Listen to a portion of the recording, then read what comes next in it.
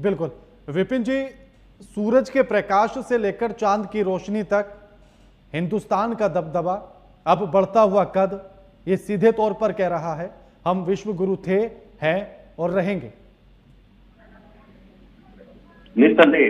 देखिए, बड़े वर्ष पहले जब राकेश शर्मा उस पे गए थे तो वहां पर इंदिरा गांधी जी ने उनसे पूछा था, आपको यहाँ से हिंदुस्तान कैसा लग रहा है? उन्होंने बोला था, मैं बिना किसी झिझक के कह सकता हूँ, सारे जहां से अच्छा हिंदुस्तान हमारा जी। तो मैं आपकी बात से राणा साहब पूरी तरह इत्तेफाक रखूंगा कि हिंदुस्तान विश्व गुरु था, है और रहेगा।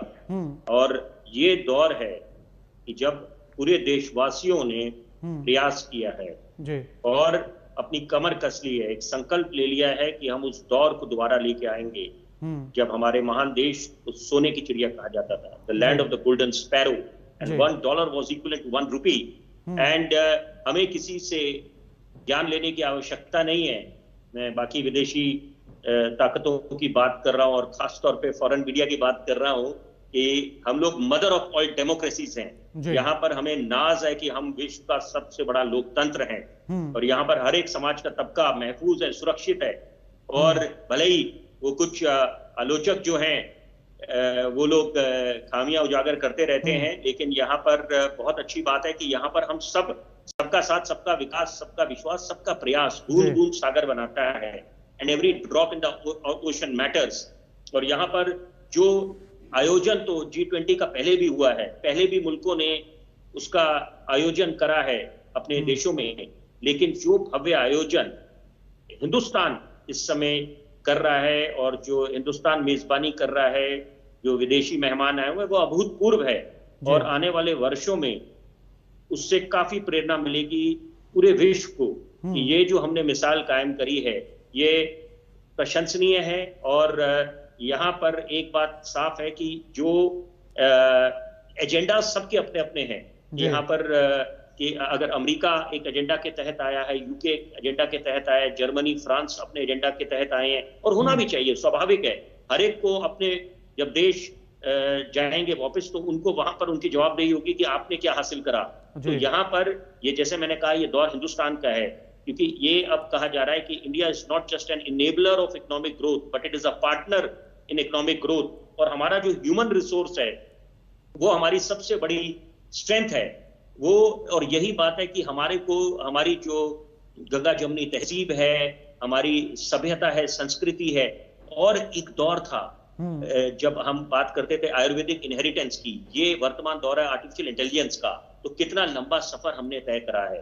और आपने ठीक कहा कि जब चंद्रयान 3 का सफल अभियान हमने करा तो पूरे विश्व ने हिंदुस्तान का लोहा माना है। और विश्व हमारा अब नेतृत्व जो हमारे माननीय प्रधानमंत्री कर रहे हैं उससे काफी फर्क पड़ता है। Leader leads by an example and that leader has to lead from the front. तो यहाँ पर अब देशवासियों में भी एक नई ऊर्जा आई है, नई प्रेरणा मिली है, क्योंकि अगर आपका शीर्ष नेतृत्व आपको प्रेरणा नहीं दे पाता तो ये मुमकिन नहीं है कि यहाँ पर हम लोग जो हासिल कर रहे हैं। और मैं कोरोना का जरूर जिक्र करना चाहूंगा। जब सदी की सबसे बड़ी महामारी आई, सपने में सोचा था नहीं ऐसा दिन आएगा जब घरों में लॉकडाउन होना पड़ेगा, शिक्षा के मंदिरों पे जाना वर्जित हो जाएगा, धार्मिक स्थलों पे ताले लग जाएंगे। लेकिन वहां पर भी पूरे देशवासियों ने, कोरोना योद्धाओं ने तो जो तपस्या करी, जो उन्होंने अभूतपूर्व काम करे हैं ग्राउंड जीरो पे, वो तो उनको लाखों सलाम, लाखों नमन। लेकिन एक आम आदमी ने जो तपस्या करी, और खासतौर पे बच्चों ने, जब वो खेलकूद के मैदान से दूर रहे और घरों में कैद रहे, तो मुझे लगता है कि ये इसी का फलस्वरूप है कि पूरे हम लोग उभर पाए, अपनी आबादी को मद्देनजर रखें। तो आज जो ये न्यू दिल्ली डिक्लेरेशन हुआ है, मैं उस पर थोड़ा सा ध्यान केंद्रित करना चाहूंगा, उस पर जरूर बोलना चाहूंगा कि जो एक कंसेंसस बना है, क्योंकि उससे उसके मायने ये हैं यूक्रेन को लेकर कि यहाँ पर अब पूरा विश्व हिंदुस्तान का लोहा मानेगा। वो विश्व गुरु तो मानते थे, अब वो दिन भी दूर नहीं जब हम लोग महाशक्ति बन के उभरेंगे। और जैसे कि अपने अमेरिका दौरे में प्रधानमंत्री ने बिल्कुल एक साफ संदेश दे दिया पूरे विश्व में कि आने वाले वक्त में हिंदुस्तान की अर्थव्यवस्था 3रे स्थान पर होगी। अभी ये बड़े गौरव की बात है कि हम लोग 5वें स्थान पर हैं। और सबसे बड़ी बात है कि स्लोगन, मिशन क्या है G20 की अगर हम बात करें, अब तो खैर G21 बोलेंगे क्योंकि 19+1+1 अफ्रीकन यूनियन जो 55 देश साथ जुड़ गए हैं, और उसके पहले यूरोपियन यूनियन और 19 देश। तो ये वो नामकरण कब होगा वो तो खैर जो आला अधिकारी हैं वही जानेंगे, लेकिन हमारी कूटनीति की भी बहुत बड़ी जीत हुई है। और सबसे बड़ी बात है पीस विद प्रॉस्पेरिटी। मैं चाहता हूं इस पे ध्यान केंद्रित हो, क्योंकि देखिए जब आर्थिक तंगी से पूरा विश्व जूझ रहा था तो वहां पर इस G20 का गठन हुआ 1999 में। और यहां पर अगर हिंदुस्तान के संदर्भ में बात करते हैं, हमने कई बैठकें करी हैं जब से हमारे को मेजबानी, हमारे को प्रेसिडेंटशिप मिली है G20 की। तो यहाँ पर हमारे दोनों मकसद हैं कि शांति भी बनाना है, क्योंकि हिंदुस्तान को जाना जाता है कि हम अमन पसंद मुल्क है। और सबसे बड़ी बात है प्रॉस्पेरिटी, इकोनॉमिक प्रॉस्पेरिटी। यहाँ पर हम लोग जो बायलैटरल टॉक्स हैं उसकी बहुत अहमियत है। और सबसे बड़ी बात है कि हम किसके साथ फ्री ट्रेड एग्रीमेंट करेंगे, किसको MFN का स्टेटस देंगे, औहदा देंगे, मोस्ट फेवर्ड नेशन का।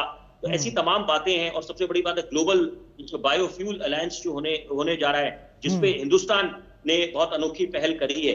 तो ऐसी तमाम बातें हैं। टेक्नोलॉजी ट्रांसफर्स की अगर बात करें तो ये सारी बातें हैं जो हिंदुस्तान की तरफ देखा जा रहा है।